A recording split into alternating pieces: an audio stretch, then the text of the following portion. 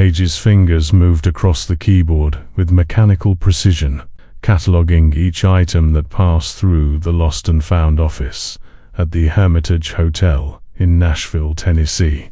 The afternoon light filtering through the window carried that peculiar gray-yellow tinge that promised thunder, the kind of light that made everything in the basement office look older than it actually was. Outside, humidity pressed against the glass like a living thing, and the air conditioning hummed a steady, monotone song that had become the soundtrack of her days. She had been working at the Hermitage for 7 years, and in that time, she had developed what management called an impeccable system. Every item received a photograph, a detailed description, a date stamp, and a storage location, cross-referenced in 3 different databases. Guests who called looking for their forgotten possessions were always impressed by how quickly she could locate their reading glasses, their phone chargers, their child's stuffed animal. She took pride in that efficiency. It was the one thing in her life that felt entirely under control.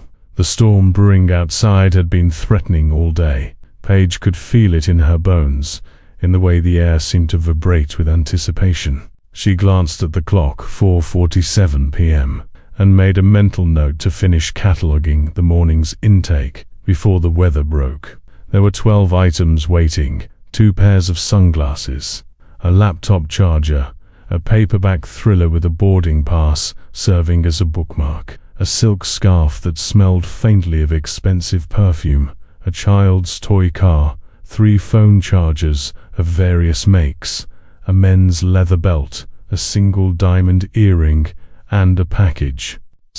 It sat at the end of her workstation, slightly apart from the other items, as if someone had deliberately placed it there and then stepped away quickly. Paige frowned. She didn't remember seeing it when she'd started her shift 2 hours ago. But that didn't mean much. Housekeeping often dropped things off without announcement, leaving them on the counter near the door. She pulled the package closer, and immediately, something felt wrong. The box was metal, roughly the size of a hardcover book, but heavier than it should be. The surface had a matte finish, dull gray like gunmetal, and it absorbed light rather than reflecting it. There was no shipping label, no hotel tag indicating which room it had come from, no guest name written in the careful handwriting of the housekeeping staff. Nothing, just bare metal and a clasp that looked old, the kind of mechanism you'd find on military surplus equipment or vintage luggage. Paige turned it over in her hands, feeling the unexpected weight of it. Her fingertips detected tiny scratches on the surface, the kind of wear that accumulates over decades, not years. The metal was cold, despite the warmth of the basement office, cold in a way that made her want to set it down and step back. She didn't step back. Instead, she did what she always did, reached for her camera to photograph the item for the database. The camera was a decent digital model, nothing fancy, but it had served her well for years. She positioned the box under the overhead light, adjusted the angle, and pressed the shutter button. Nothing. The screen flickered once, twice, then went black. Paige frowned and tried again. The camera powered on, displayed the usual interface, but the moment she pointed it at the metal box, the screen died. She checked the battery, fully charged. She tried photographing the desk, the wall, her own hand. Everything worked perfectly, but when she aimed the lens at the box, the screen went dark as if something was actively preventing the image from being captured. A thin thread of unease began to wind its way through her chest. She set the camera down and picked up her smartphone instead, pulling up the camera app. Same result. The screen would show the image preview right up until the box entered the frame, then nothing but black. It wasn't static or distortion or a glitchette, was absolute absence, as if the box created a void wherever it appeared. Paige's breath came a little faster now. In 7 years of cataloging lost items, She had never encountered anything like this. She had seen expensive jewelry that guests frantically called about, medications that required immediate return, even a prosthetic leg once the guest had been very drunk, but never something that couldn't be photographed. She was reaching for the landline, to call maintenance maybe. There was some electromagnetic interference. Maybe the box was shielding something electronic inside when the phone rang on its own.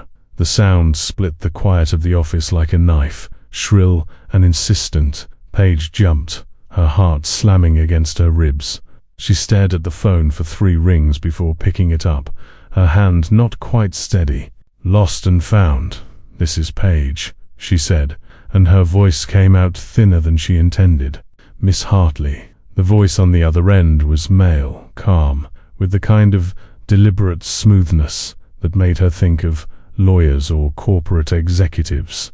"I'm calling about an item that was delivered to your office within the last 2 hours. A metal box, approximately 9 by 6 inches, no identifying marks."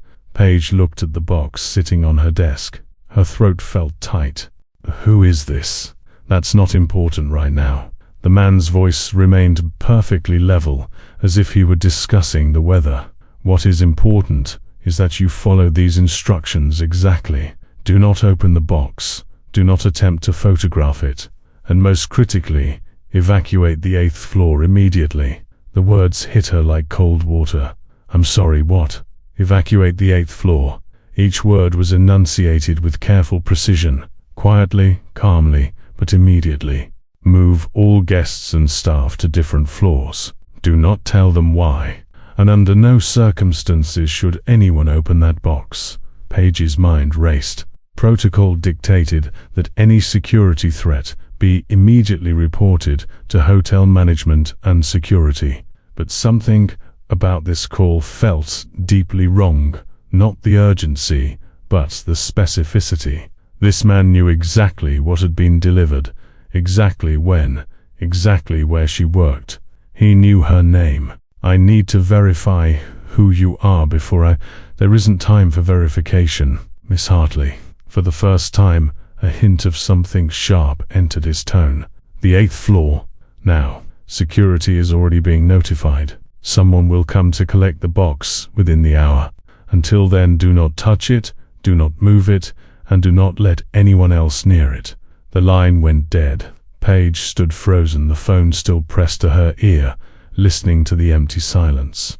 Her heart hammered so hard she could feel it in her temples. Outside, thunder rumbled closer, a deep bass note that vibrated through the floor. The lights in her office flickered once. Her first instinct was to call her supervisor, but her hands were already moving to the phone's callback feature. The screen displayed only a series of asterisks where the numbers should have been caller ID blocked. She tried it anyway. The call didn't even ring. It went straight to a recorded message stating that the number could not be completed as dialed. Before she could decide what to do next, heavy footsteps sounded in the hallway. The door to her office swung open, and Carter Williams from hotel security filled the doorway. Carter was a big man, 6'4", and built like someone who'd spent time in the military, with close-cropped grey hair and sharp eyes that missed nothing. He'd been working at the Hermitage longer than Paige, and she'd always trusted his judgment. But right now, he looked worried. "Paige, I need you to step away from that desk," Carter said, his voice low and controlled. "What's going on?" Paige heard herself ask, though she already knew he wasn't going to give her a straight answer. "I got a call from management. Something about a security concern, possible threat on the 8th floor. They want it cleared immediately, and they want that," he nodded at the metal box, "secured until we can determine what it is. Did they say who called them?" Carter hesitated, and in that pause, Paige saw uncertainty flicker across his face. "No. The call came through the main line. Caller claimed to be with Metro PD. But when I tried to verify, dispatch said they had no record of any call to the Hermitage today." The unease in Paige's chest bloomed into genuine fear. If the police hadn't called, If management didn't know where the tip had originated, then who was orchestrating this, and why? Carter moved into the room, pulling a roll of yellow caution tape from his belt. I'm going to seal this office until we can get a hazmat team down here to assess. That box stays exactly where it is. Carter, wait. Page's voice came out stronger now, cutting through the careful protocol they were both trying to follow. Look at it. Really look at it. Carter paused, his eyes moving to the metal box for the first time, with genuine attention rather than professional efficiency. Page watched his expression shift as he registered what she had noticed, the way the box seemed to absorb light rather than reflect it, the dated quality of the clasp, the absolute lack of modern features. This wasn't a contemporary shipping container or a commercial package. This was something old, something that had been hidden away and forgotten until now. Try to take a picture of it, Page said quietly. Carter pulled out his phone, aimed it at the box, and frowned when the screen went black. He tried again. Same result. He lowered the phone slowly, his jaw tightening. What the hell? I don't think this is a bomb, Page said, and saying it out loud made her realize how strongly she believed it. I think someone wants us to believe it's a bomb, so we won't look inside. That's a dangerous assumption, Carter replied. But she could hear the doubt in his voice now. Outside, the storm finally broke. Rain hit the windows in sheets, drumming against the glass with sudden violence.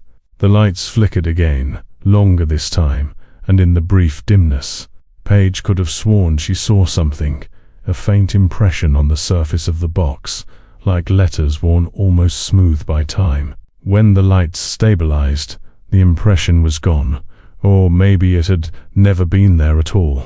If you've ever found yourself facing an impossible choice, where every option feels wrong but doing nothing feels worse, you might understand what Page was feeling in that moment. By the way, if you've ever experienced something similar, please subscribe to our channel and like this video. It helps us bring stories like this to more people who need to hear them. Now, back to that basement office where everything was about to change. Carter was already on his radio, calling up to the 8th floor. This is Williams. I need all guests and staff evacuated from the 8th floor immediately. Tell them it's a routine maintenance emergency, gas leak, whatever gets them out quickly without causing panic. And seal the stairwells. No one goes back up until I give clearance. The response crackled back, confused but compliant. Page could hear the controlled chaos spinning above them. The sound of doors opening, voices asking questions. The efficient movement of people trained to handle emergencies without spreading fear. The Hermitage was a historic hotel, and its staff knew how to maintain composure even when things went sideways. But this wasn't a gas leak. This wasn't routine maintenance. And the more Page stared at that metal box, the more certain she became that whatever was inside wasn't meant to hurt anyone. It was meant to hide something. I'm going to call the bomb squad, Carter said, his hand moving to his phone. Wait. Page stepped forward, close enough now that she could see the fine grain of the metal, the way decades of handlings had left ghost prints on the surface. Look at the hinge. Carter leaned in, following her gaze. The box's closure wasn't a simple latch, it was a more complex mechanism, and the seam where the lid met the body was sealed with something that looked like amber-colored varnish or resin. Page had seen that technique before, in a documentary about archive preservation. It was used to protect paper documents from moisture and air degradation, typically in military or government storage from the mid-20th century. This isn't an explosive device, Page said with growing conviction. It's a document container. Someone sealed papers inside, probably decades ago, and someone else really doesn't want those papers to be found. Carter was quiet for a long moment, his professional training warring with the evidence in front of him. Finally, he said, if you're wrong, if I let you open this and it's actually dangerous, then we both made a terrible mistake. Page finished. But we're already here, alone, and whatever's inside has been sitting in this hotel for God knows how long without hurting anyone. The only thing that changed is that someone noticed it and made a phone call designed to scare us away from it. Thunder crashed overhead, so loud it rattled the filing cabinets. The lights went out completely this time, plunging the office into darkness, broken only by the grey stormlight from the windows. In the darkness, Paige heard Carter's breathing, steady and controlled, and the hammer of rain against glass. When the emergency lighting kicked in, bathing everything in pale fluorescent green, Carter pulled a multi-tool from his belt and extended a thin blade. "If this goes wrong," he said quietly, "I want it on record that I thought this was a mistake." "Noted," Paige replied, her mouth dry. Carter inserted the blade into the seal, carefully scraping away the amber resin. It came off in brittle flakes, releasing a faint smell of old paper and metal and something else, something like perfume that had turned sour with age. The varnish had kept everything inside airtight for years, maybe decades. As he worked, Paige found herself holding her breath, half expecting alarms or gas or some violent reaction. Nothing happened. The seal broke with a soft crack. Carter set the blade aside and, after a final moment of hesitation, lifted the lid.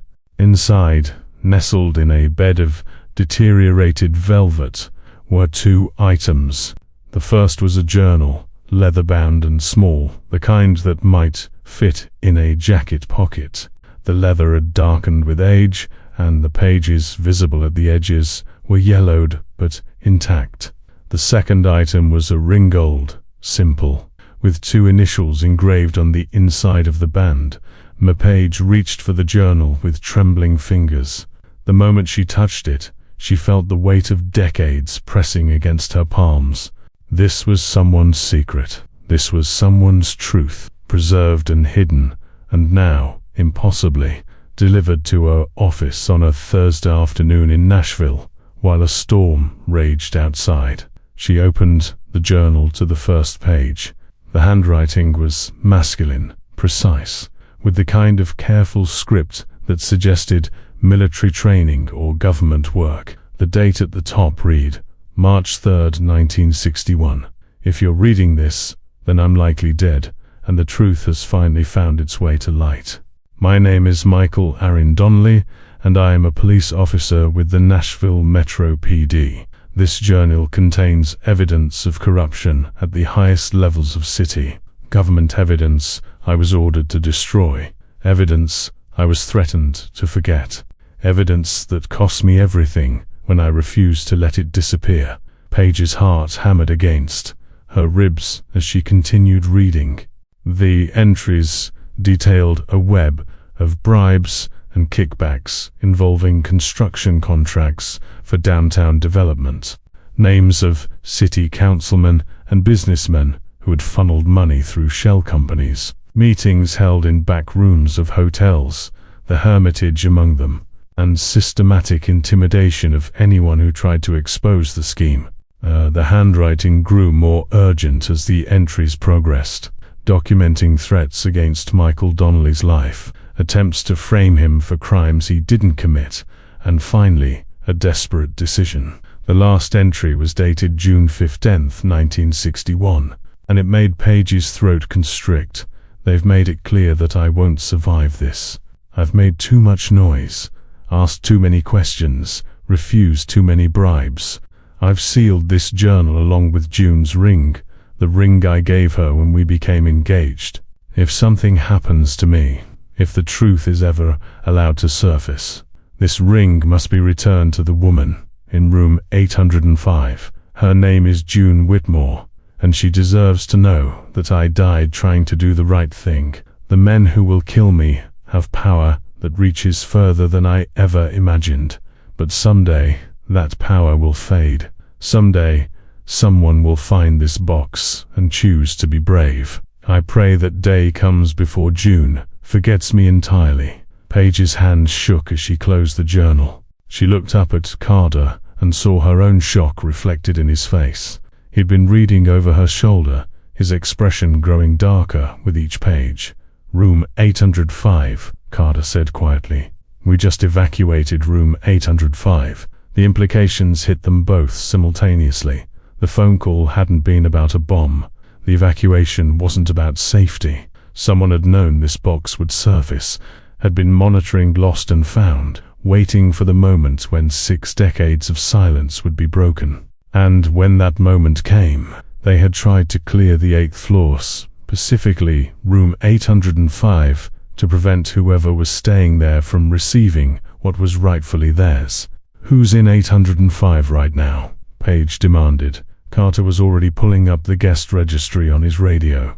The response came back after a moment, crackling through the static of the storm. "June Whitmore, registered for an extended stay. 83 years old, checked in 3 weeks ago. No listed companions." The name landed like a physical blow. June Whitmore, the same name from the journal. The same woman who had waited 64 years for an answer that never came, who had taken a room in the very hotel where her fiancé documented the corruption that killed him, who had, whether by cosmic chance or deliberate intent, been staying in room 805 when that sealed box finally made its way to Lost and Found. Paige felt the world tilt slightly. This wasn't coincidence. This was something else, something that felt like destiny or justice, or the universe finally deciding to balance its scales. "We need to get to room 805, she said, her voice cutting through Carter's radio chatter. "Right now, before whoever made that phone call realizes we didn't follow their instructions." Carter's jaw set in a hard line. He was a man who followed protocol, who believed in chains of command and proper procedure. But he was also a man who recognized truth when it hit him in the face. And right now, truth was sitting in a metal box on Paige's desk. Truth that had cost a man his life and a woman her future. "Let's go," he said. They moved quickly through the hotel's basement corridors, Carter in the lead with the metal box tucked under his arm, Paige following close behind with the journal clutched against her chest. The emergency lights cast everything in that sickly green glow, making the familiar passages feel alien and threatening. Above them, the storm continued its assault, thunder rolling like artillery, rain drumming out of staccato rhythm that matched Paige's racing pulse. They took the service elevator, the old cage-style lift that staff used to avoid guest areas during emergencies. The ride to the 8th floor felt eternal, the ancient mechanism grinding and creaking while Paige counted her heartbeats and tried not to think about what would happen when they reached room 805. What would they say? How do you give someone back the truth after 64 years of not knowing? How do you hand someone a ring and a journal and say, "Your fiancé was murdered for trying to expose corruption, and here's the proof"? The elevator shuddered to a halt. Carter pulled back the gate, and they stepped into the 8th floor hallway. It was empty, eerily so, with doors hanging open, where guests had been hastily evacuated. Room service carts sat abandoned, televisions playing to empty rooms, the detritus of interrupted lives scattered everywhere. The emergency lighting was dimmer up here, and the storm sounds were much louder, the building groaning under the weight of wind and rain. Room 805 was at the far end of the hall, and as they approached, Paige noticed something that made her steps falter. The door was closed, but light showed beneath it, warm yellow light, not the emergency green. Someone was inside, despite the evacuation order. Carter noticed too. He held up a hand, signaling Paige to stop, and approached the door with the careful movements of someone trained for exactly this kind of situation. He knocked 3 sharp raps that sounded absurdly formal, given the circumstances. For a moment, nothing. Then footsteps, slow and measured, moving toward the door from inside. A pause. the sound of a security chain being unlatched. The door opened 6 inches, and a face appeared in the gap. June Whitmore was 83 years old, but her eyes were sharp and clear, the kind of clarity that comes from a lifetime of not looking away from hard truths. Her hair was silver white, pulled back in a simple bun, and she wore a cardigan despite the humid warmth. She looked at Carter, then at Paige, and something in her expression suggested she had been expecting this moment for a very long time. "You found it," June said, and her voice was steady, unafraid. "I wondered if anyone ever would."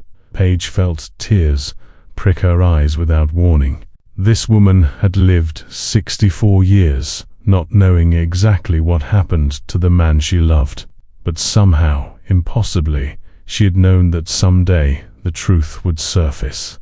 She had kept faith with that future truth, had come back to this hotel, had taken this specific room, and had waited. "Miss Whitmore," Carter said, and his voice was gentler than Paige had ever heard it. "I think we need to come inside." June stepped back, opening the door fully. The room was neat, impersonal in the way hotel rooms always are. But Paige noticed details that spoke of 3 weeks of occupation. A stack of books on the nightstand, a sweater draped over the chair, reading glasses on the desk next to a notepad covered in careful handwriting. The television was off. June had been sitting in the chair by the window, looking out at the storm, when they knocked. Carter set the metal box on the desk. Paige placed the journal beside it. June looked at both objects with an expression that was part recognition, part grief, part something that might have been relief. "Michael sealed it," June said quietly. "After they threatened him the last time, he told me he was putting together insurance. He said if anything happened to him, the truth would find its way out eventually." She reached out with one trembling hand and touched the box's surface. "I never knew where he hid it. I looked for years, asked questions, tried to trace his last movements, but he had hidden it too well." "How did it end up in Lost and Found?" Paige asked. June smiled, and it was the saddest smile Paige had ever seen. "I don't know. Maybe someone found it during a renovation. Maybe it was hidden in a wall or under floorboards.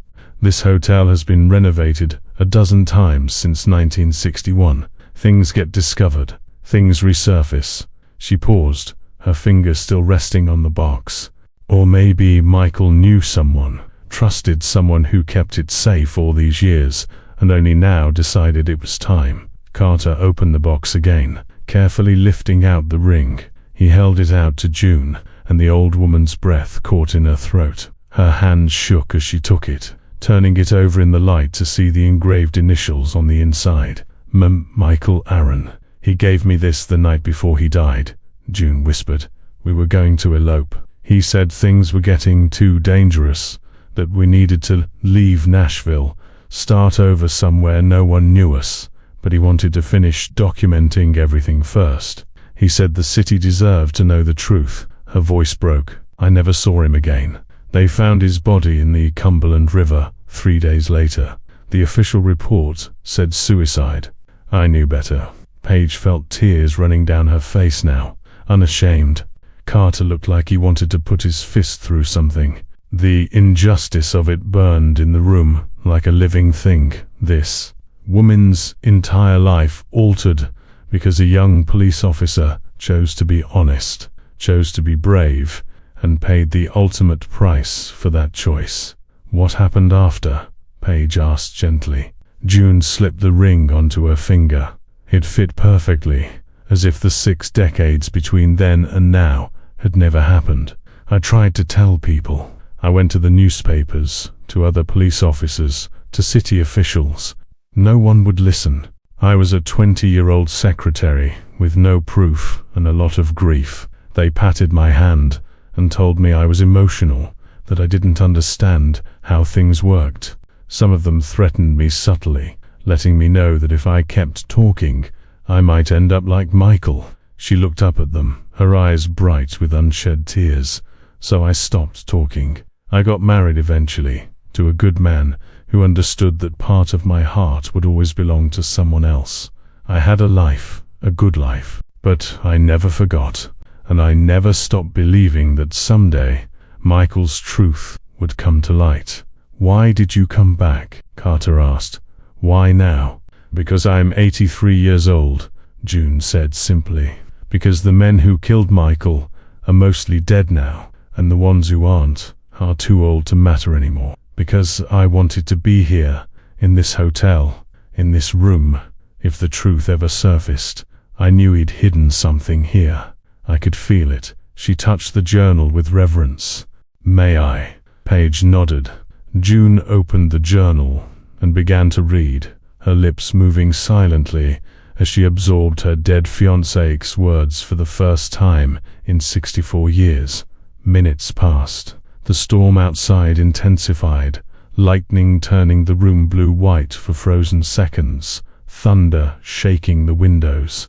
June read every page, her expression shifting from grief to anger to something that looked like fierce pride. When she finished, she closed the journal carefully and looked up at them. There are names in here.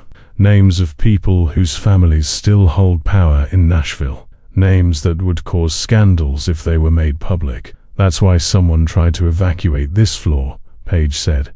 Someone's been watching Lost and Found, waiting for this box to surface. When it did, they called to clear the area before you could receive it. Who called? June asked, her voice sharp now, cutting. We don't know, Carter admitted. The number was blocked. But the call came from someone with access to information about hotel operations. Someone who knew about the box before we did. June stood, straightening to her full height with the bearing of someone much younger. She held the journal in one hand, the ring on her finger catching the light. Then we need to make copies, immediately. We need to get this to people who can't be intimidated or bought.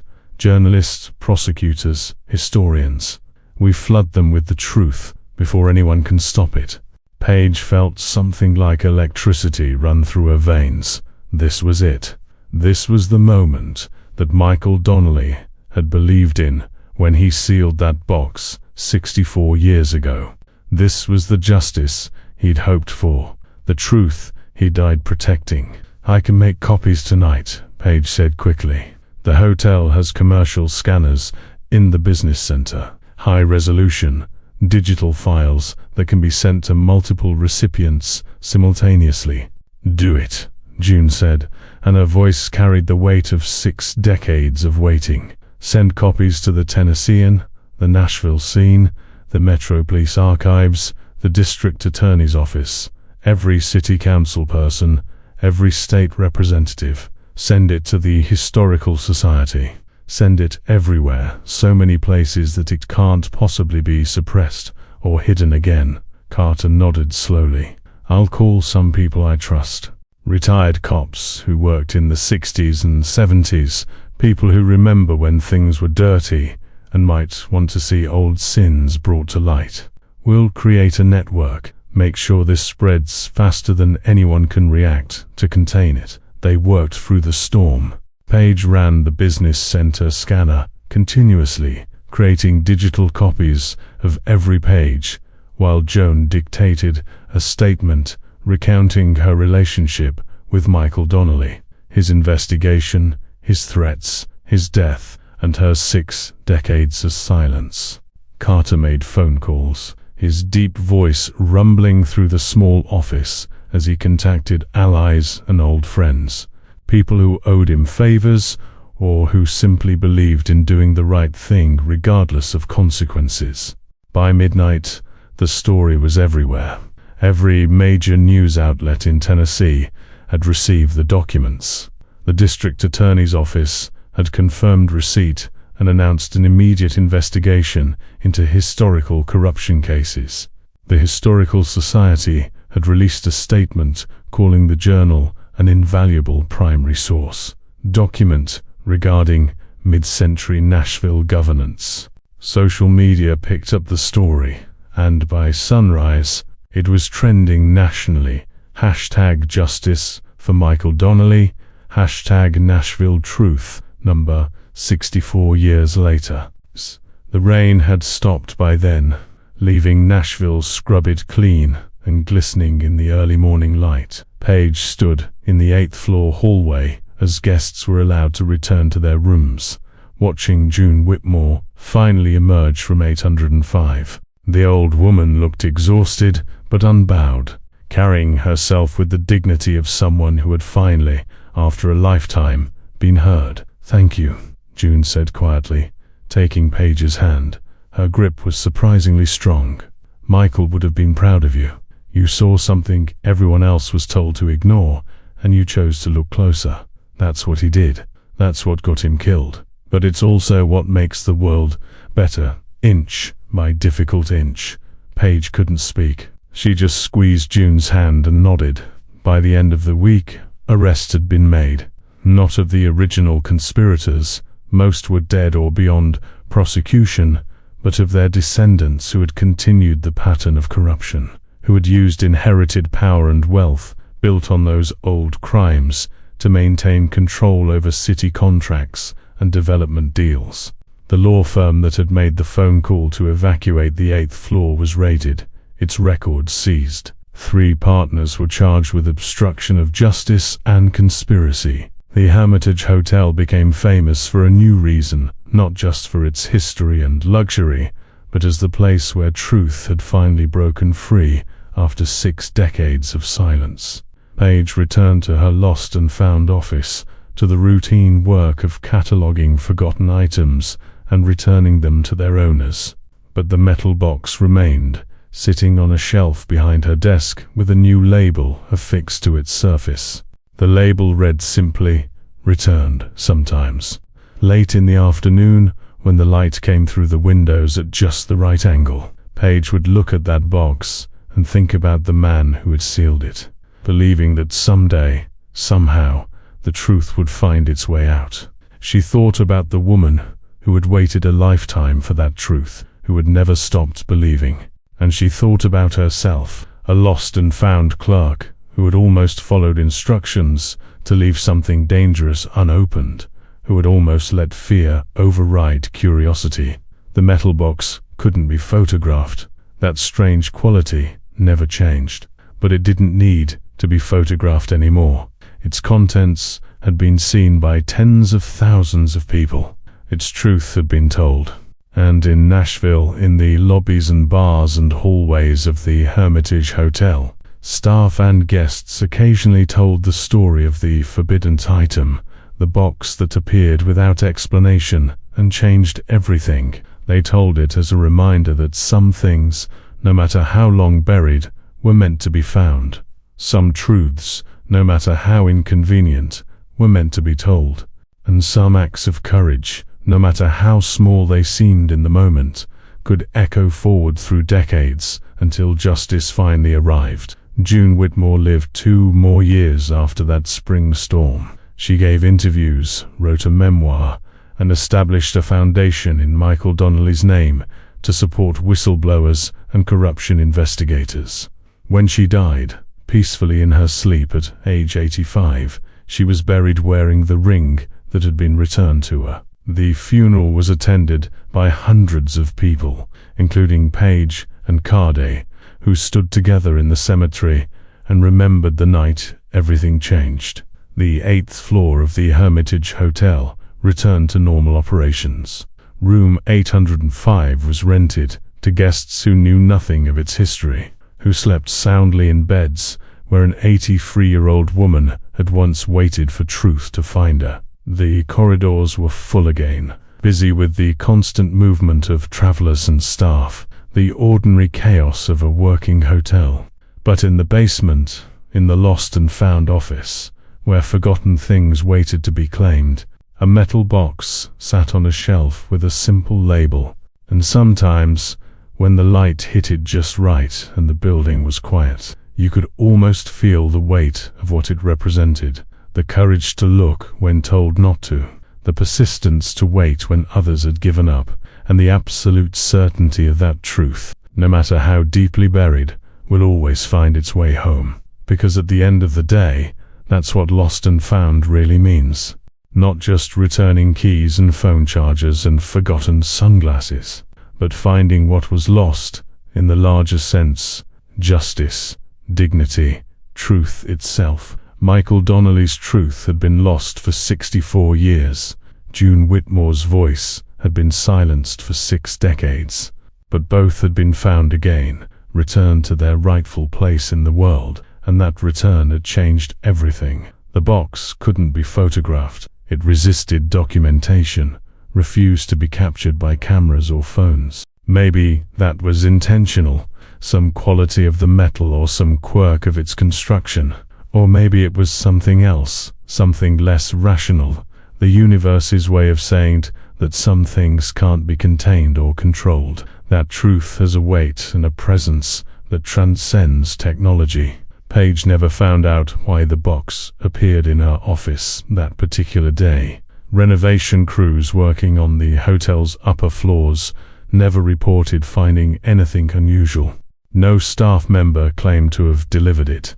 It simply appeared, as if decades of waiting had finally reached their appointed hour, and the box had willed itself into existence in the one place where it would be properly catalogued, properly noticed, properly pursued. There were people who wanted to study the box, to analyze its properties, and determine why it couldn't be photographed. June politely declined all requests. The box belonged to Michael's memory, she said, and Michael's memory belonged in the place where his truth had been stored all those years. So it stayed in the lost and found, a permanent resident among the temporary visitors, a reminder that some things are meant to be found exactly when they're needed most.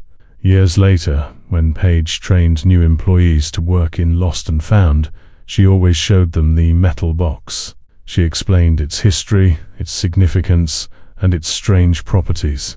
Then she told them the most important lesson she'd learned, that their job wasn't just about returning lost property, but about paying attention to the details, about questioning the obvious, about having the courage to look closer when everything and everyone tells you to look away. Because sometimes the most dangerous thing isn't the mysterious package, or the anonymous threat, or the order to evacuate and not ask questions. Sometimes the most dangerous thing is the willingness to follow those orders without thinking, to accept that some things should remain hidden, to believe that truth is less important than convenience or safety or the preservation of powerful people's reputations. Michael Donnelly had refused to follow those orders, and it had cost him his life. But it had also preserved a truth that eventually freed hundreds of people from the consequences of old corruption, that brought justice to families who had never understood why their businesses failed, or their contracts were denied, or their voices went unheard. His courage, sealed in a metal box for 64 years, had compounded like interest on an investment, growing more valuable with each passing decade until the day it finally paid out. And June Whitmore, who had waited a lifetime for that payoff, who had kept faith when everyone told her to move on and forget, had been there to receive it. She'd been there in room 805, in the exact place she needed to be, when truth finally came home. The metal box sits on its shelf in the Lost and Found office of the Hermitage Hotel in Nashville, Tennessee. The label still reads, "Returned." The surface still absorbs light instead of reflecting it. And sometimes, in the quiet hours when the hotel sleeps and the city outside murmurs its night songs, that box seems to hum with a presence that has nothing to do with its physical properties and everything to do with what it represents. It represents the idea that secrets don't stay buried forever, that justice, though delayed, is not necessarily denied, that one person's courage can ripple forward through time until it finally reaches the people who need it most, and that sometimes the most radical act of rebellion is simply refusing to follow instructions, refusing to turn away, refusing to leave the truth unopened. Paige learned all of this in the space of one storm-torn evening in spring. She learned it by trusting her instincts over authority, by questioning what she was told, by choosing to look when ordered to turn away. And she carried those lessons with her for the rest of her career, a quiet reminder that the work she did, cataloging lost items, maintaining impeccable systems, returning forgotten things to their owners, was part of something larger, and something that mattered in ways she might never fully understand. Because every lost item has a story. Every forgotten object represents a moment in someone's life, a memory, a connection, a piece of identity temporarily misplaced. And while most of those stories are small and personal, some of them, like the metal box that couldn't be photographed, are bigger than anyone imagines. Some of them contain truths that change lives, expose corruption, deliver justice decades late, but no less meaningful for the delay. The Hermitage Hotel continues to operate, continues to welcome guests, continues to lose and find the everyday detritus of modern travel. And in the basement, in an office lit by fluorescent lights and filled with shelves of catalogued items, a metal box waits on its shelf, not lost anymore, not hidden anymore. Just there, a testament to the idea that what needs to be found will be found when the time is right and the people are ready. The 8th floor hums with life again. Room 805 hosts guests who come to Nashville for music or business or pleasure, who sleep soundly and never know that they're resting in a place where one woman waited 64 years for a promise to be kept. The corridors are full of ordinary sounds, rolling luggage, ringing phones, murmured conversations, the distant ding of elevator bells. No one evacuates anymore. No one receives anonymous calls warning them away from forbidden items. But the story persists, told by staff members to curious guests, recounted in articles and documentaries, shared on social media by people who are moved by the idea that truth doesn't have an expiration date. The story of Michael Donnelly and June Whitmore, of a police officer who refused to be silenced and a woman who refused to forget, of a metal box that appeared exactly when it was needed, and a lost and found clerk who chose to open it despite every instruction not to. And at the heart of that story is a simple, powerful truth that resonates with anyone who has ever felt powerless in the face of corruption or injustice, or the casual cruelty of people who believe they're above consequences. Eventually, if enough people care enough to look, the truth comes out. Eventually, the lost get found.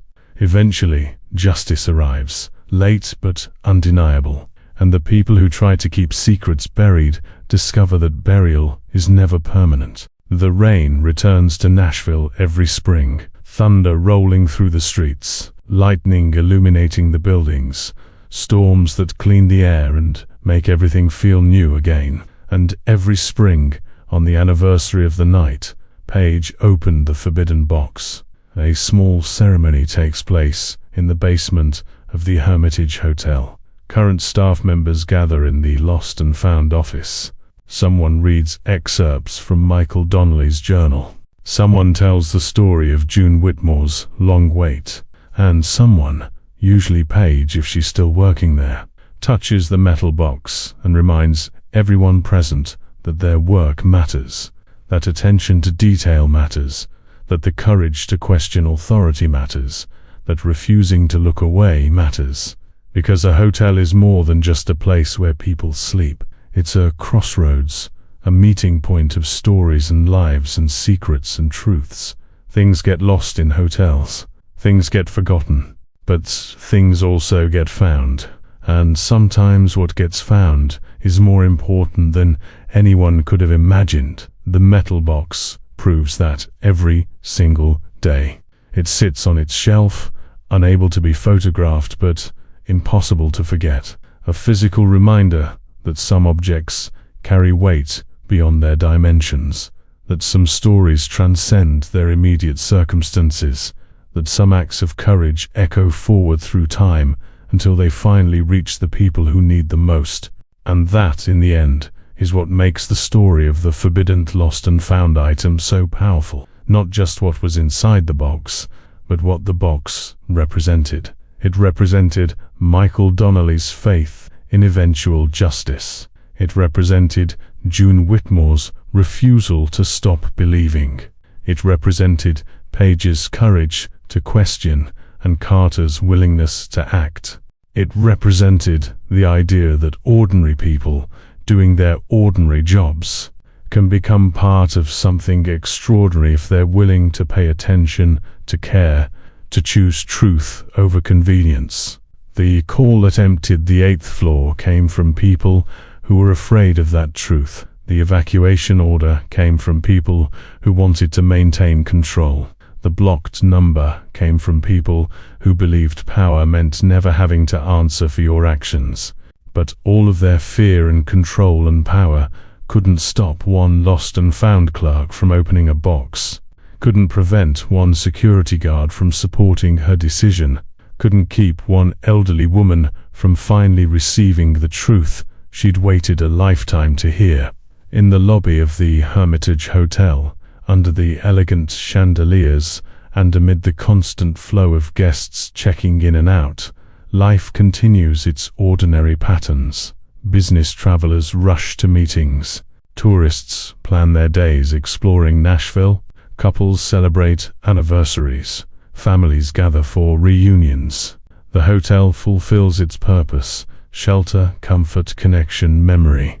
But in the basement, in the quiet space where forgotten things wait to be claimed, a metal box sits on a shelf labeled "Returned," and that box, unable to be photographed but undeniably present, serves as a permanent reminder that some things, once lost, will always be found. Some truths, once sealed, will always break free, and some acts of courage, once committed, will always matter. The storm that brought the truth also brought clarity. It washed Nashville clean, left the air sharp and electric, turned the world new again. And in that renewed world, Michael Donnelly's 64-year-old truth found its home. June Whitmore's lifetime of waiting found its purpose, and Page's ordinary job became the fulcrum on which justice finally balanced. The metal box remains in lost and found, waiting for nothing now, because its wait is over. Its purpose has been fulfilled. Its contents have been returned to their rightful owner, and, through her, to a city that needed to face its history. The box is no longer forbidden. It's no longer dangerous. It's just an object, remarkable only for the story it contains and the truth it once protected. But that story and that truth continue to resonate. They remind us that secrets have weight, that silence has consequences, that courage, even delayed by decades, is never wasted, that one person's choice to look closer, to ask questions, to refuse easy answers, can change everything. And they remind us that lost and found is more than just a department in a hotel. It's a philosophy, a commitment, a belief that what's lost can be found, that what's hidden can be revealed, that what's forgotten can be remembered. Michael Donnelly was lost for 64 years. June Whitmore's voice was lost for 6 decades. But both were found again, both were heard again, and that finding, that hearing, made all the difference. The morning after the documents went public, Nashville woke to a city transformed. Not in any visible physical way. The buildings still stood. The traffic still crawled through downtown. The Cumberland River still flowed brown and heavy under its bridges. But something fundamental had shifted in the collective consciousness, like a bone resetting after decades of being broken and healing wrong. Page arrived at the Hermitage at 6 a.m., 2 hours before her shift officially began, and found the lobby packed with reporters. News vans lined the street outside, Satellite dishes pointed toward the sky like technological flowers seeking sun. Security had cordoned off the entrance to the basement, and Carter stood at the checkpoint, looking exhausted but grimly satisfied. When he saw Paige, he waved her through without a word, and she descended into the familiar corridors that now felt like the epicenter of something much larger than herself. Her office had been transformed overnight. Her desk was buried under printouts, faxes, and handwritten notes that had been slid under her door. Her voicemail was full 198 messages, the automated voice informed her. Her email inbox showed 1,847 unread messages. She stood in the doorway, overwhelmed by the sheer volume of response, and felt her hands begin to shake. She hadn't slept. None of them had. After sending the documents to every outlet they could think of, after watching the stories spread across social media like wildfire, after sitting with June in room 805, while the old woman finally allowed herself to cry for the man she'd lost 64 years ago, Paige had returned to her apartment as dawn broke. She'd showered, changed clothes, and come back to work because she didn't know what else to do. The routine of her job, the familiar rhythm of cataloging and organizing, felt like the only anchor in a world that had suddenly become strange and new. But routine was impossible now. She forced herself to sit down, to start going through the messages. Most were from journalists requesting interviews. Some were from historians asking for access to the original documents. A few were from lawyers representing various parties, some offering support, others hinting at legal action for unauthorized disclosure of potentially privileged information. That last category made her stomach clench with fear, until she remembered that the documents were 64 years old, that the statute of limitations had long expired on most of the original crimes, and that truth was its own best defense. One message stood out. It had come through at 4:47 a.m., just hours ago, and it was from an address she didn't recognize, a encrypted email service, the kind used by people who valued anonymity. The subject line read simply, "You should have left it closed." Paige's finger hovered over the delete button for a long moment before curiosity won. She opened it. The message was brief. Michael Donnelly was a fool who didn't understand how the world works. His death solved a problem. His journal has created a much bigger one.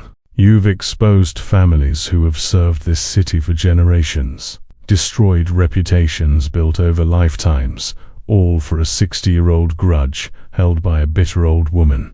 There will be consequences, not threats, consequences.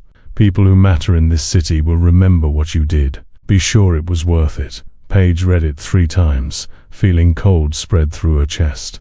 Then she forwarded it to Carter, to the district attorney's office, and to the cybersecurity division of Metro PD, with a note, possible intimidation attempt.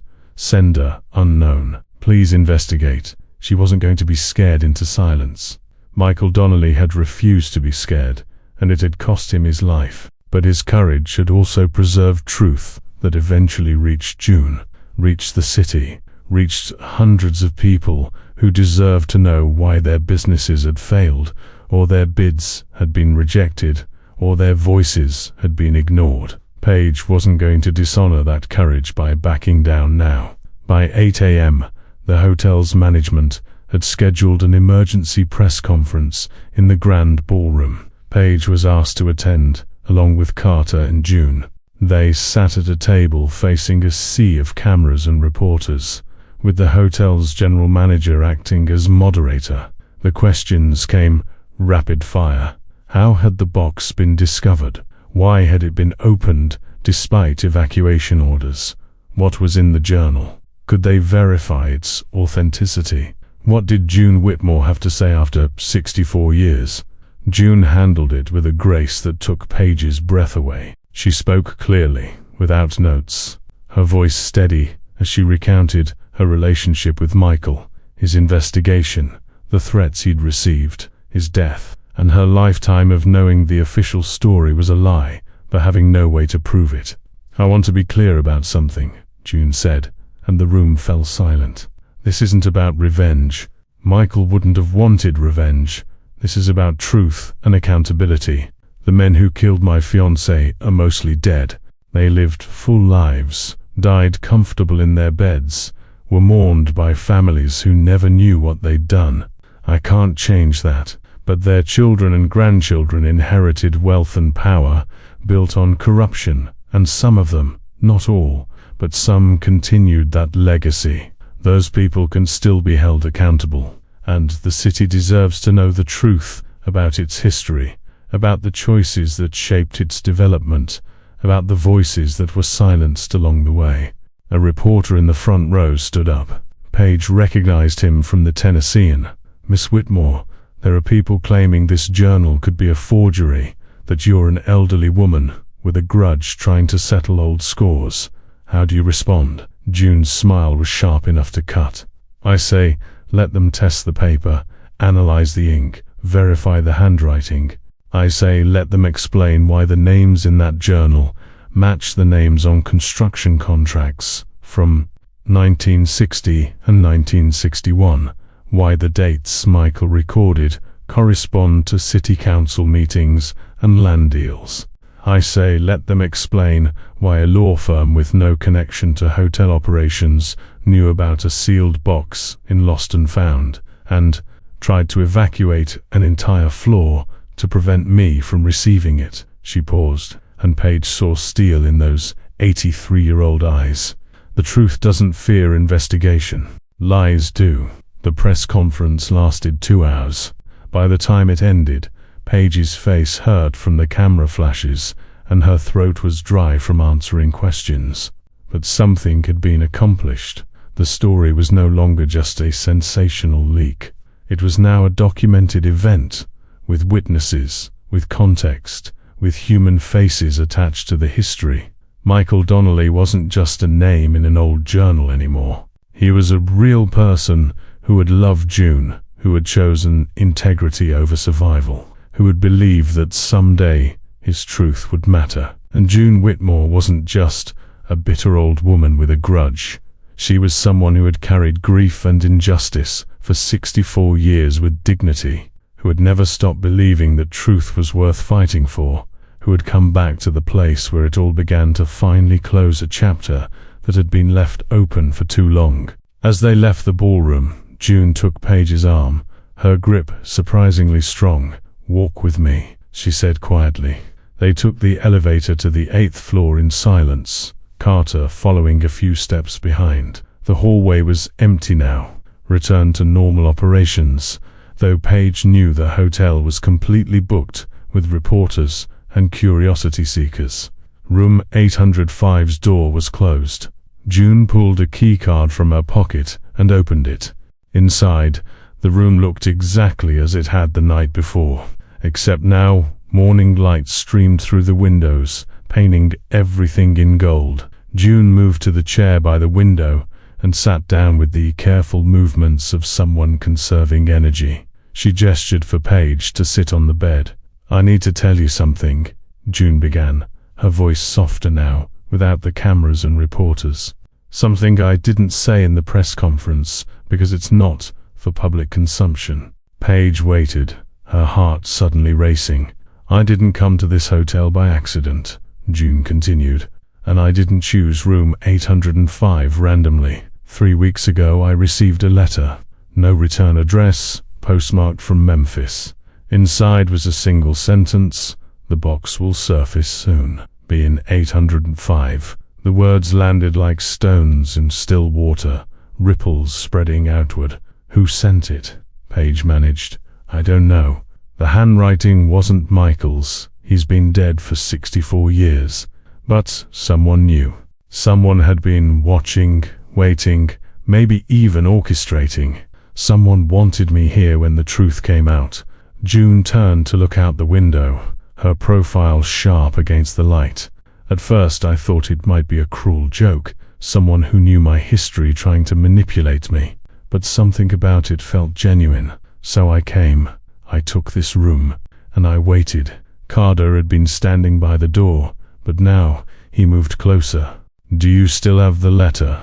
June reached into her purse and pulled out an envelope, yellowed with age, despite being only 3 weeks old. No, Paige realized. The envelope itself was old, vintage, the kind that hadn't been manufactured in decades. Inside was a single sheet of paper, and the handwriting was careful, deliberate. The box will surface soon. Be in 805. What was taken will be returned. Mad Michael Aaron Donnelly. That's impossible, Paige whispered. He's been dead since 1961. I know, June said quietly.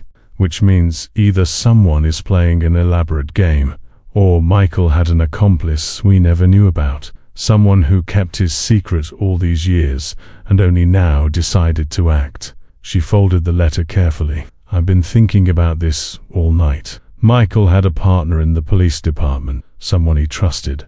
Their name isn't in the journal, probably because Michael wanted to protect them. What if that person took the box, kept it hidden, and passed the secret to someone else? What if there's been a chain of guardians, people who knew about the journal and waited for the right moment to let it surface? The idea was almost too much to process. Paige tried to imagine it. Decades of people knowing about this sealed truth, waiting for justice to become possible, finally deciding that the time was now. It seemed impossible. It seemed like something from a novel, not real life. But then again, everything about the last 24 hours seemed impossible. If that's true, Carter said slowly, then someone placed that box in Lost and Found, deliberately. Someone wanted Paige to find it, wanted it to go through official channels, wanted documentation, and someone else tried to stop it, June added. That phone call, the evacuation order, that was real. That was people who still have power trying to bury the truth one more time. A knock at the door interrupted them. Carter moved to answer it, his body language shifting into security mode. Through the peephole, he saw a woman in her 50s, well-dressed, with the tired eyes of someone who hadn't slept. He opened the door carefully. I'm looking for June Whitmore, the woman said. Her voice was hoarse, strained. My name is Margaret Thorne. I need to speak with her, please.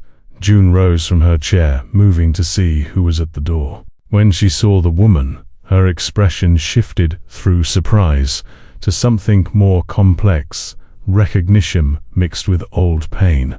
Margaret, June said quietly. It's been a long time. 64 years, Margaret replied. Can I come in? June hesitated for only a moment before stepping aside. Margaret entered the room, and Paige noticed she was carrying a leather folder, the kind lawyers use for documents. She looked at Paige and Carter uncertainly. They know everything, June said. You can speak freely. Margaret sat down in the chair June had vacated, and for a long moment, she just stared at her hands. When she finally looked up, there were tears in her eyes. My grandfather was Thomas Thorne, she began. He was on the city council in 1961. He's mentioned in Michael Donnelly's journal 17 times. She paused, swallowing hard. He's listed as one of the people who took bribes, who rigged bids, who threatened anyone who asked questions. The room went very still. I didn't know, Margaret continued, her voice breaking. Growing up, grandfather was this pillar of the community, this respected elder statesman. He built a construction empire, our family's wealth, all on what I thought was hard work and business acumen. But last night, when I read those journal entries, I realized everything I inherited, everything my children will inherit, is built on corruption and threats and possibly murder. She opened the leather folder with shaking hands. These are the financial records from my grandfather's companies. I had my lawyers pull everything going back to 1960. It matches what's in Michael Donnelly's journal. With dates, the amounts, the patterns, it all matches. She held out the folder to June, who took it with trembling fingers. "I'm so sorry," Margaret whispered. "I'm so sorry for what my grandfather did, for what he took from you, for the life you should have had with Michael. I can't give you back those years. I can't bring Michael back, but I can help ensure the truth is complete. I can provide documentation from the other side, and prove that Michael wasn't mistaken or exaggerating. I can help make sure that when history judges what happened, it judges accurately." June sat down slowly on the bed next to Paige. She looked at the documents, then at Margaret, and tears finally spilled down her cheeks. "Why?" she asked. "Why would you do this? Your family's reputation is built on lies," Margaret finished, "and I'm tired of lies. My children deserve to know the truth about where their wealth came from. They deserve the chance to make it right, to use that wealth for good, instead of perpetuating old sins." She wiped her eyes. "When I read about Michael Donnelly, about this young police officer who chose integrity even though he knew it would cost him everything, I realized I had a choice too. I could protect my family's reputation, or I could honor his courage. I chose courage." Paige felt her own tears starting. This was what truth did. It didn't just expose wrongdoing, it created opportunities for redemption, for reconciliation, for people to choose who they wanted to be, rather than who their history told them they had to be. Over the next 3 days, more people came forward. A retired police captain who had been Michael Donnelly's partner confirmed that Michael had told him about the journal before his death, had asked him to hide a box containing evidence if anything happened. The captain, who was now 89 years old and in a nursing home, had kept the secret for decades, had passed it to his daughter with instructions to make it public when the time was right, and she had finally decided that time was now. A city archivist revealed that renovation work on the Hermitage's upper floors had discovered a sealed cavity in the wall of a storage rumor cavity that had contained the metal box. Instead of turning it over to hotel management immediately, the archivist had spent weeks researching its origins, had discovered connections to Michael Donnelly's unsolved death, and had deliberately placed it in Lost and Found, where it would be properly documented and couldn't simply disappear again. An attorney from the law firm that had made the evacuation call resigned publicly, revealing that the firm had been monitoring hotel renovations for years, knowing that the box might eventually surface. When it did, senior partners had panicked and ordered the 8th floor cleared, hoping to intercept it before June could receive it.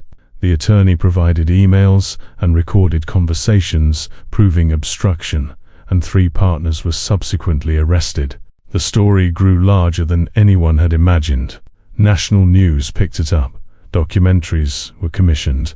History professors wrote op-eds about corruption in mid-century urban development.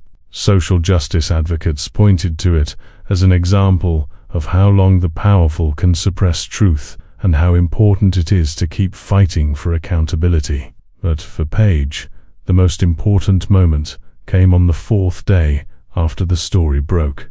She was in her office, finally catching up on her actual work, cataloging the mundane lost items that had accumulated during the chaos, when her phone rang. The caller ID showed a local number she didn't recognize. "Lost and Found, this is Paige," she answered, and her voice was hoarse from exhaustion. "Miss Hartley, my name is David Reeves. You don't know me, but I need to tell you something." The man's voice was elderly, wavering. "I'm 92 years old, and I worked as a bellhop at the Hermitage in 1961. I was there the night Michael Donnelly was killed." Paige's breath caught. "Go on."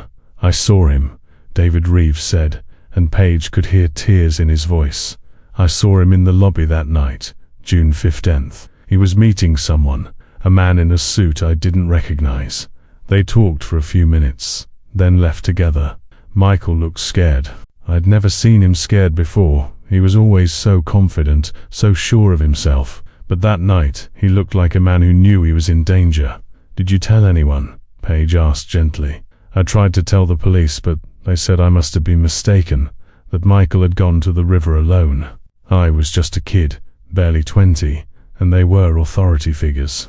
So I shut up." He paused, and Paige heard him take a shaky breath. "I've lived with that silence for 64 years. Every day I wondered if I could have saved him, if I'd pushed harder, demanded they listen. When I saw the news about his journal being found, I knew I couldn't stay silent anymore. I am calling to tell you that I'll testify, I'll swear under oath, that Michael Donnelly didn't commit suicide. He was murdered, and the police covered it up." Paige closed her eyes, feeling the weight of his confession. "Thank you," she whispered. "Thank you for finding the courage to speak." "You gave me that courage," David replied. "You and that elderly lady and that security guard. You showed me it's never too late to tell the truth. I just hope it matters." "It matters," Paige assured him. "It all matters." When she hung up, she sat in silence for a long time, staring at the metal box on its shelf. Its label still read "Returned," but now it meant something even deeper. Not just that the box had been returned to June, but that truth itself had been returned to its rightful place in the world. That voices silenced for decades were finally being heard. That courage was being returned to people who thought they'd lost it forever. The district attorney's office opened a formal investigation into historical corruption and the circumstances of Michael Donnelly's death. While most of the original perpetrators were dead and beyond prosecution, their companies and estates faced civil lawsuits from people whose businesses and lives had been damaged by the corruption. The Thorne family, led by Margaret, established a reparations fund using wealth accumulated during the corrupt era to compensate victims and their descendants. June Whitmore became something of a folk hero. Letters poured in from across the country, from people who had their own stories of injustice suppressed, their own truths buried, their own loved ones lost to the casual cruelty of the powerful. She read every letter, and she responded to as many as she could, her handwriting shaky but determined on page after page of hotel stationery. Paige visited her every day. Sometimes they talked about the investigation, the revelations, the growing impact of Michael's journal. But more often, they talked about smaller things, books June was reading, memories of her life with the husband she'd eventually married, a good man, she always emphasized, who had understood that part of her heart would forever belong to Michael. Stories about her children and grandchildren, observations about Nashville and how the city had changed over 8 decades. "You saved me," June said one afternoon, about 2 weeks after the story broke. They were sitting in her room, drinking tea and watching rain slide down the windows, a gentler rain than the storm that had marked the night. Everything changed. "I just opened a box," Paige protested. "No." June's voice was firm. "You chose to look when you were told not to. You questioned authority when it would have been easier to obey. You risked your job, maybe even your safety, to find the truth. That's not just anything, that's everything." Paige felt tears prick her eyes. Michael did the hard part. He documented everything, preserved it, believed it would matter someday. "And you honored that belief," June replied. "You were the someday he hoped for." They sat in comfortable silence, listening to the rain. Finally, Paige asked the question that had been bothering her since Margaret Thorne's visit. "Do you think you'll ever really be at peace with what happened, with losing 64 years?" June was quiet for a long time. When she answered, her voice was thoughtful, measured. "I don't think peace is about forgetting or accepting what happened as right. Michael was murdered for trying to expose corruption. I lost the man I loved and the future we should have had. That's not something I'll ever be okay with." She paused, turning her teacup in her hands. "But I do feel something like completion. For 64 years, I carried this weight of knowing the official story was a lie and being unable to prove it. I watched the men who killed Michael live comfortable lives, watch their families prosper on wealth built from corruption, watch the city forget or ignore or actively cover up what happened. That weight was crushing. It colored everything in my life, even the good parts. She looked at Paige, and her eyes were clear, unburdened. Now the weight is shared. Now the truth is public. Now Michael's courage is recognized. Now the people who tried to bury him can't hide anymore. That doesn't give me back the years, but it gives me something just as valuable. Validation. I wasn't crazy. I wasn't bitter or deluded or clinging to conspiracy theories. I was right. And being right, being heard, being believed, that's its own kind of peace. Paige nodded, understanding in a way she couldn't have before all this began. Truth wasn't just about facts and evidence. It was about dignity, about being seen and heard and taken seriously. Michael Donnelly had been denied that dignity in death. His courage turned into scandal, his murder labeled suicide. June had been denied that dignity for 64 years, dismissed as emotional or vindictive whenever she tried to speak. But now they both had it back, and that restoration of dignity was radiating outward, touching everyone whose voices had been suppressed, whose truths had been questioned, whose courage had been dismissed. The investigation continued through the summer. The media frenzy gradually died down as other stories competed for attention, but in Nashville, the impact remained. City council meetings now routinely addressed historical corruption and its ongoing effects on development patterns and wealth distribution. A commission was established to review construction contracts and business licenses from the 1960s and 1970s, looking for evidence of rigged bidding and discriminatory practices. Schools began teaching Michael Donnelly's story as part of local history curriculum. A scholarship was established in his name for students pursuing careers in law enforcement or journalism. The police department publicly apologized for the inadequate investigation into his death and the dismissal of witnesses who tried to come forward. And the Hermitage Hotel, which had been the setting for so much of this story, embraced its new role in Nashville's narrative. A small museum was established in one of the ground floor meeting rooms, displaying copies of Michael's journal.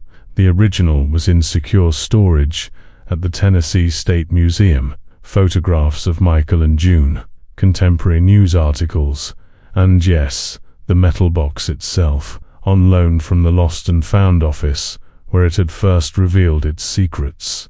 The museum's centerpiece was a video interview with June Whitmore, recorded during the summer while her energy was still strong. In it, she told the full story of her relationship with Michael, his investigation, his courage, his death, and her 64 years of waiting. But she also talked about the importance of ordinary people doing extraordinary things, of clerks and security guards and archivists who choose to look closer and ask questions and refuse to turn away. History remembers the people who died for truth, June said in the video, and her voice was strong despite her years. But history doesn't always remember the people who protected that truth, who kept it safe until it could finally be heard. Michael's courage matters, but so does the courage of the people who found his journal and chose to open it. So does the courage of witnesses who finally spoke up after decades of silence. So does the courage of families who chose to expose their own ancestors' corruption rather than protect inherited reputations. She looked directly into the camera, and Paige, watching the video during a private screening, felt like June was looking directly at her. Courage isn't just about the big, dramatic moments. It's about all the small choices we make every day to honor truth over convenience, to choose what's right over what's easy. It's about the lost and found clerk who questions an evacuation order. It's about the security guard who trusts her instincts. It's about the archivist who makes sure evidence doesn't disappear. Those small acts of courage are what eventually overcome the big acts of corruption. The video became required viewing for new hotel employees, particularly those working in positions where they might encounter unusual situations or be pressured to ignore irregularities. Management wanted staff to understand that they had agency, that their choices mattered, that the Hermitage valued integrity over institutional protection. Paige found herself becoming something of a reluctant celebrity within the hospitality industry. She was invited to speak at conferences, to give interviews about integrity in service industries, to advise on policies for handling sensitive discoveries. She hated the attention, but understood its importance. If her story could encourage even one other person to look closer, to question orders that felt wrong, to choose truth over obedience, then the discomfort was worth it. Carter characteristically deflected attention and credit. "I just backed Paige's play," he said whenever asked about his role. "She had the guts to question the evacuation order. I had the judgment to listen to her." That's what good security work looks like. Not just following protocols, but knowing when protocols might be designed to protect the wrong things. His statement became a case study in security training programs across the country. The balance between following orders and exercising independent judgment was delicate, but Carter's example showed it was possible to maintain that balance even in high-pressure situations. August brought news that made the story feel truly complete. The Tennessee Bureau of Investigation, working with forensic historians and cold case specialists, officially reclassified Michael Donnelly's death from suicide to homicide. While the actual perpetrators were long dead and could never be prosecuted, the reclassification meant that Michael's name was cleared, his reputation restored, his place in history properly recognized. A memorial service was held at Nashville's Mount Olivet Cemetery, where Michael had been buried in 1961 with only a handful of mourners. This time, hundreds attended. Fellow police officers formed an honor guard. The mayor spoke. The police chief delivered a formal apology on behalf of the department that had failed to properly investigate his murder, and June, leaning on Paige's arm for support, laid a bouquet of white roses on his grave and said the goodbye she'd never been allowed to say 64 years earlier. "You were right," she whispered to the headstone. "The truth came out. It took longer than either of us imagined, but it came out. You can rest now, Michael. Your work is done." Paige stood beside her, tears streaming down her face, and thought about the metal box that had brought them all to this moment. That box, which couldn't be photographed, which seemed to resist documentation, which had appeared exactly when and where it needed to be found. It sat in a museum now behind glass, a testament to the idea that truth has weight and presence that transcends time and suppression. September brought the first hints of autumn to Nashville. The oppressive summer heat finally broke, replaced by crisp mornings and golden afternoons. Leaves began to turn. The city settled into its rhythms with a quiet satisfaction, as if the exposure and confrontation of old sins had allowed for a collective exhale, a release of tension that had been building for generations. June's health began to decline. It wasn't dramatic or sudden, just the slow winding down of a body that had lasted 83 years and finally felt permitted to rest. She moved from the Hermitage to a hospice facility, her family surrounding her, her story told, and her waiting finally over. Paige visited every day, often bringing small items from the lost and found office to show June: a child's stuffed animal, a bookmark from a tourist shop, a pair of sunglasses. They were mundane objects, but each one represented someone's small loss and eventual recovery, and somehow that felt important to share. Life was full of these small losses and recoveries. These items misplaced and found, these truths buried and eventually revealed. On a Thursday afternoon in late September, June asked Paige to bring the metal box. It took special permission from the museum, careful handling, and Carter's escort to transport it to the hospice. When Paige entered June's room carrying the box, the old woman's eyes lit up with something like joy. "I wanted to see it one more time," June said, her voice barely above a whisper now. "I wanted to hold what Michael held, touch what he touched, feel the weight of what he preserved." Paige set the box carefully on June's lap. The old woman's hands, thin and spotted with age, trembled as she ran her fingers over the surface.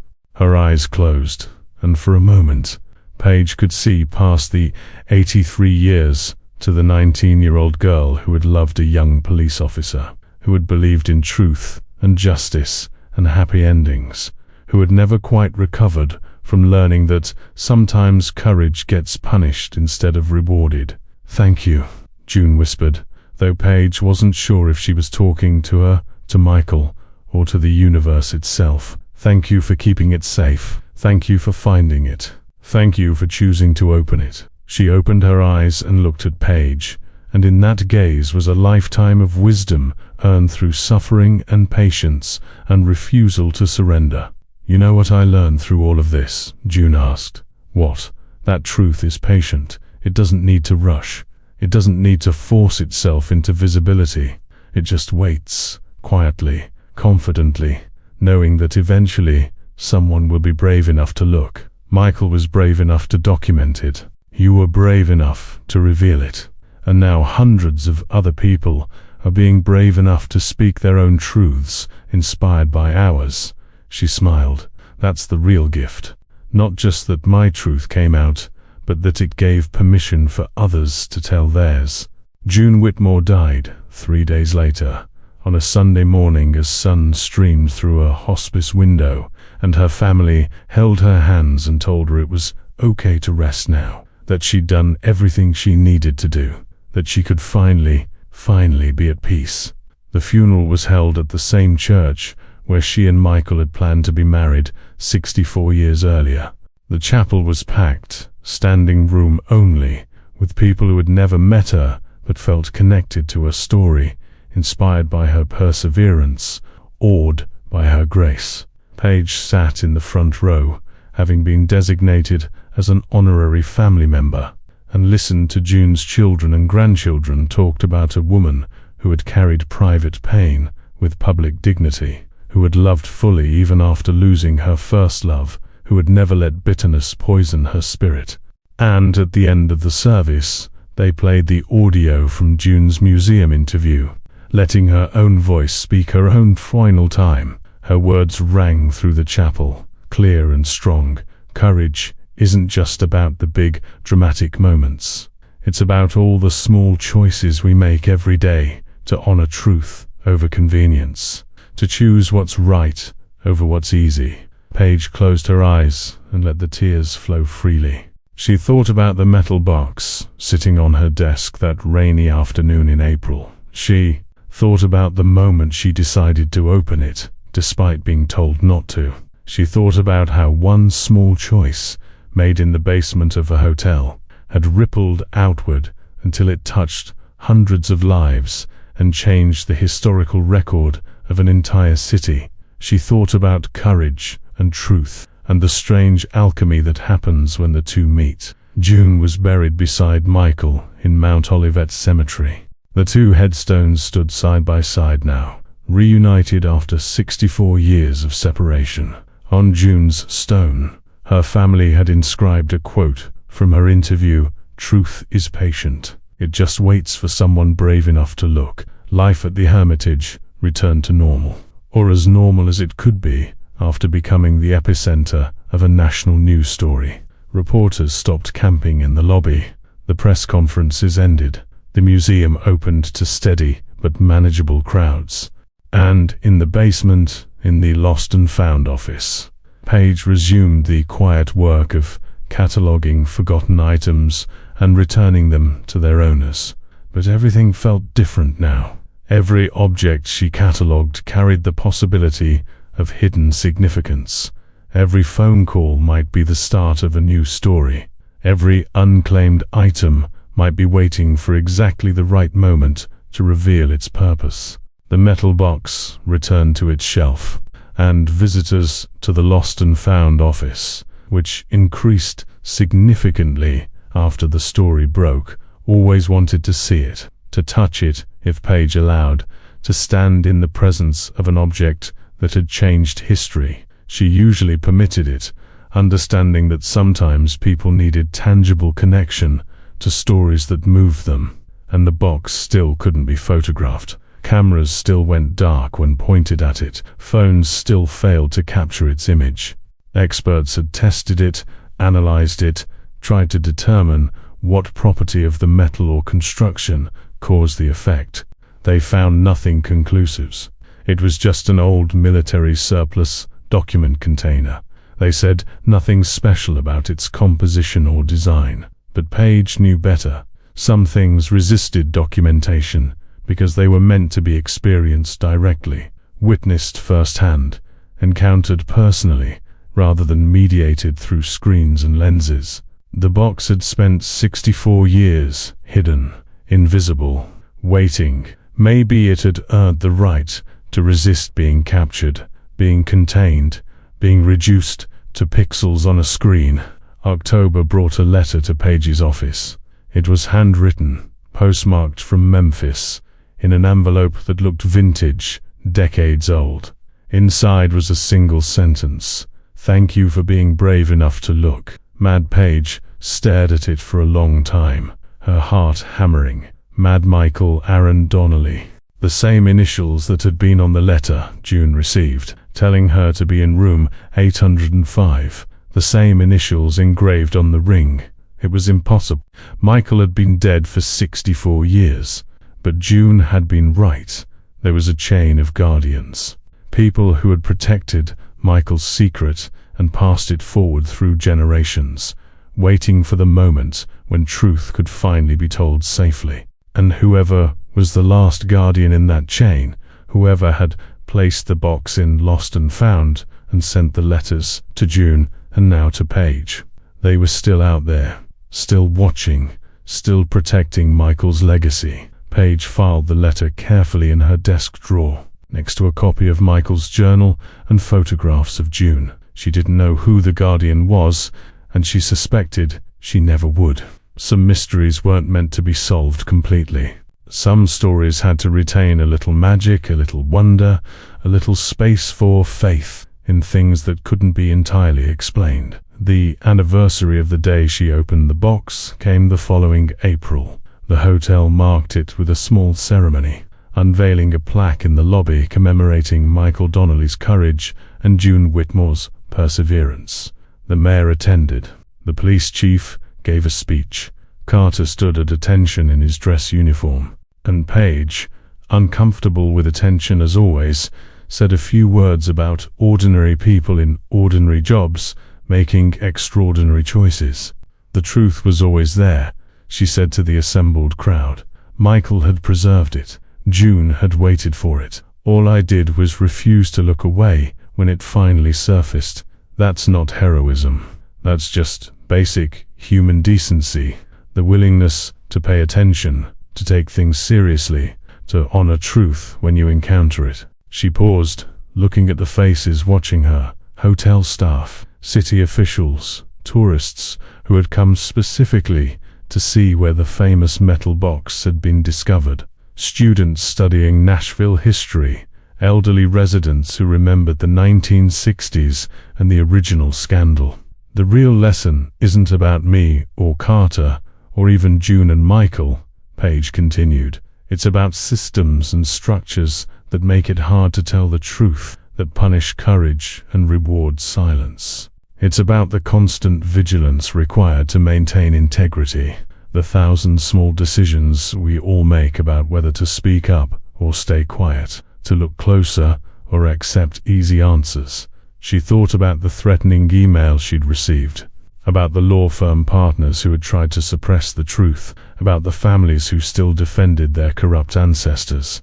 Michael Donnelly was killed because he chose truth over safety.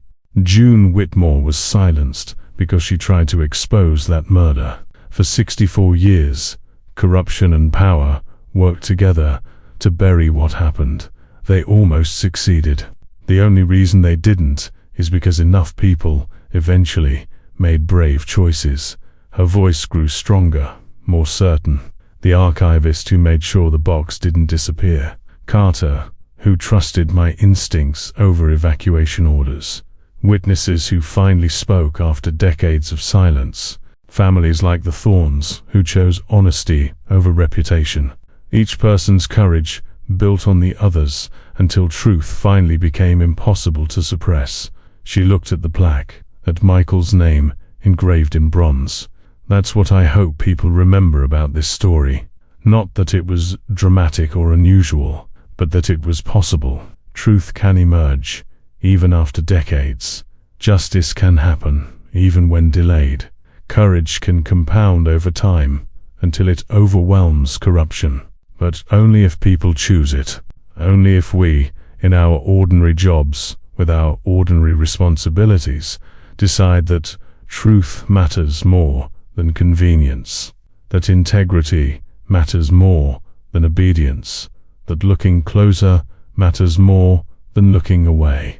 The crowd was silent. Then someone started clapping, and the applause spread until the whole lobby echoed with it.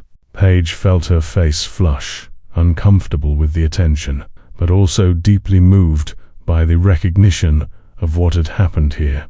In this place, because a few people had made choices that honored truth over easier alternatives. After the ceremony, Paige returned to her basement office. The metal box sat on its shelf, the label still reading returned. She touched it lightly, feeling the cool metal under her fingers, and whispered, "You're home now. You can rest."